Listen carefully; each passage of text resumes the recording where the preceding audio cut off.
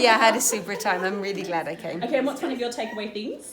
My takeaway things is that I need to ask the opinions of others and do a bit of market research and assemble a focus group just like this. Hi, Melissa. Hi. Did you have a great time this morning? Yes, I did. Thank you. What was one of your takeaways? Show more of my personality to potential clients. Yeah. Woo! And eating Emily chocolate. Belinda. Eating chocolate. And what was one of your takeaways, girls? Just to focus on something in particular. So yeah, I'm looking forward to doing that. So you're streamlined. You've got a little takeaway. Yes. Awesome. And you, Miss Getting Belinda? clear. Woohoo! Okay, over here at this beautiful table. I've simplified to put on the spot.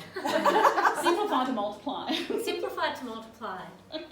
More productive use of my customers' time. Yeah. Good job. That's me. Christina. I'm going to get out there and get amongst it. I think I'm going to get amongst my end clients and go and visit them. Nice. Good job. Now over here, these lovelies. Calendar updates and Trello boards, definitely a must. Good job. Hi there. Hi.